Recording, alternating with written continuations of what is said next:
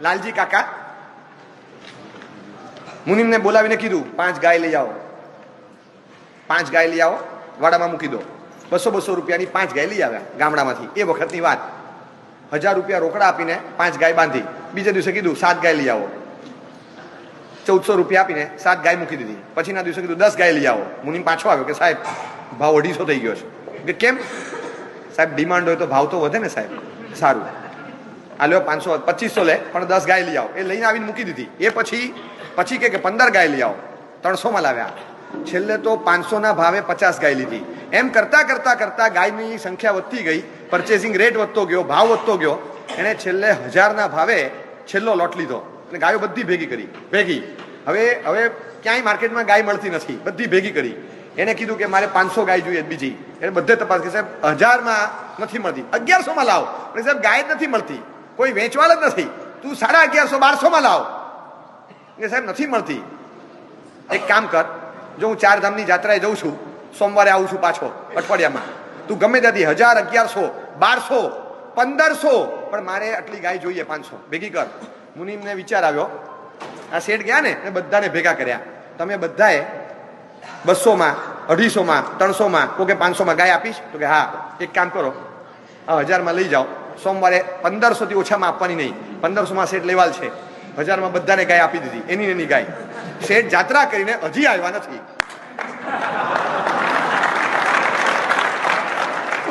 હજી નથી આવ્યા. એ લાલજી કાકા 4 ધામની જાત્રાએ ગયા, આ લોકો રાહ જુએ કે શેઠ આવે ને 1500 માં લે. આપણી જ ગાય આપણે 200 માં લીધી, વેચી, અને એની પાસેથી 1000 માં લીધી. આ this is the modus operandi. તમને ક્યાં ખબર પડે? હવે આવા લાલજી કાકા પાછા એક નથી, ઘણા બધા છે. કેટલી જગ્યાએ તમને ખબર, તમે એની મોડસ ઓપરેન્ડી જુઓ, એવા લે અને તમને ટેમ્પ કરે. This is the flighted delivery. કોઈ પણ એમ સ્ટેબલ બેટ્સમેન હોય એને પણ લાલચ થઈ જાય કે એ નીકળું બહાર. બહુ ઓછા પૂજારા હોય છે, બાકી તો લાલચ લાગે એ નીકળો બહાર, નીકળો. ટેમ્પટેશનને કંટ્રોલમાં રાખવું એક સ્કિલ છે, અને માણસ ફેંકાઈ જાય છે.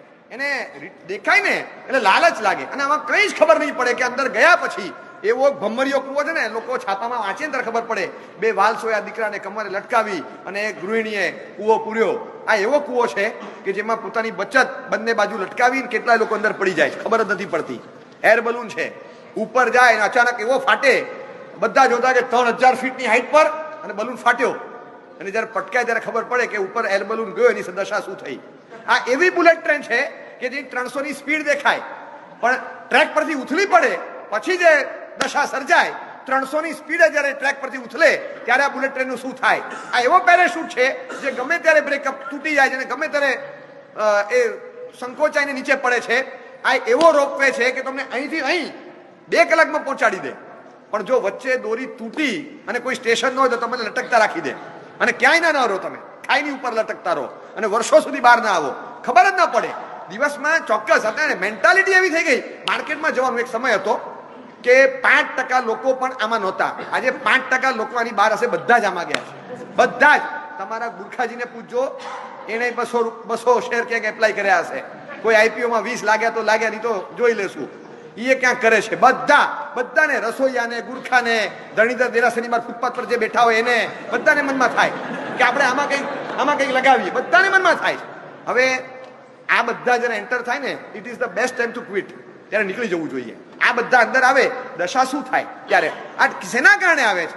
બધાને એમ થાય કે ટેમ્પટેશન આમ સીધું આમ તૈયાર મળે છે, તૈયાર જ તો આ લઈ લઈએ, અને એના માટે અંદર જતા હોય. એને ખ્યાલ નથી કે અંદર ગયા પછી આપણી દશા શું થશે. એ ટેમ્પટેશન રોકી નથી શકતા. અંદર જાય ને એ વખતે તૈયારી સાથે જતા હોય. એના વાઈફને કે તારા પેલું દાગીના આપને. તો કેમ અત્યારે તું આપ? જો હું તને કહું, આપણે ભલે અહીંયા અત્યારે નારણપુરામાં રહીએ છીએ, આપણે સુખી છીએ, એમાં કંઈ વાંધો નથી, પણ 2 વર્ષ આપ, તને બોપલમાં બંગલો અપાવીશ. 2 વર્ષમાં અત્યારે દાગીના આપ, તને 2 વર્ષમાં દાગીના વિથ બંગલો બધું આપીશ.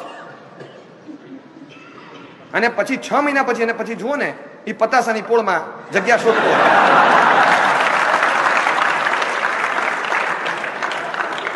બોપલનો બંગલો, એ તો ઈચ્છા હતી પણ ઈચ્છા પૂરી કોની થાય છે? તો આ નારણપુરાનો ફ્લેટ ક્યાં ગયો? એ તો ગયો. એ કઈ રીતે ગયો? મેં એવું વાંચ્યું હતું કે આ બજાર એવી મેજિકલ સ્ટ્રીટ છે, પૈસા પૈસા પૈસા ફરસી પર પડેલા જ હોય, બધે પર ફરસી પર પૈસા પડેલા જ હોય.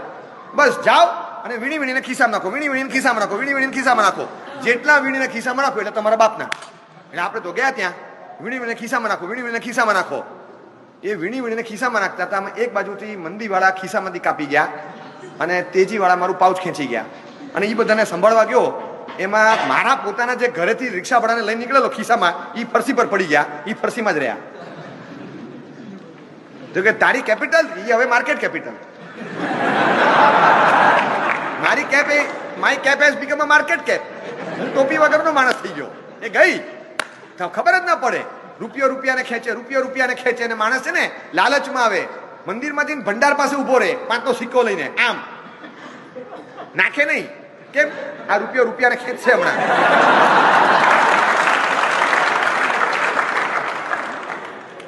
આ મંદિરનો ભંડાર છે ઉર્ફે શેર બજાર.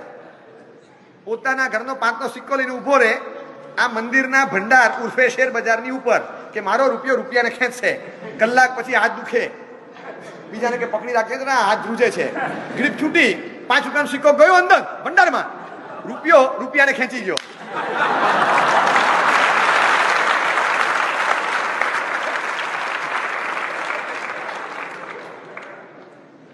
મને આશ્ચર્ય થાય છે કે તમે એક બાજુ પીડા ભોગો છો અને પાછા તાળી પાડો છો. આ છે ને ટેમ્પટેશનને કંટ્રોલમાં રાખજો. ટેમ્પટેશન બહુ ખરાબ ચીજ છે અને એ જ તોડે છે. સ્ટેટિસ્ટિક્સ એમ કે છે આજથી 30 વર્ષ 25 વર્ષ પહેલા કોઈ 2 લાખ રૂપિયા ઇન્ફોસિસ, TCS કે એવી કોઈ ટેકનોલોજી સ્ટોક્સમાં ઇન્વેસ્ટ કર્યા હોય તો આજે કરોડો રૂપિયા થઈ ગયા. તો પછી why not invest when the company is growing? I cannot run that business. મારામાં એટલી કેપેસિટી નથી. તો કોઈ બિઝનેસ કરે છે તો હું એમાં ઇન્વેસ્ટ કરું એન્ડ હું પૈસા કમાવું. કઈ કંપની કીધી તમે? ઇન્ફોસિસ, TCS, વિપ્રો. 30 વર્ષ, હા બરાબર છે. 30 વર્ષ પહેલા તમે આમાં રોક્યા, 2 લાખ રોક્યા હોય તો આજે સમજો 10-20 કરોડ થઈ ગયા. બરાબર છે. હવે મને, હું આ ફિલ્ડનો નથી છતાં મારા રીડિંગ નોલેજથી તમને ખાલી ક્વેશ્ચન પૂછું કે 30 વર્ષ પહેલા જેને 10-20 કરોડના રિલાયન્સ પાવર, સુઝલોન આ બધું લીધું હોય એને આજે કેટલા?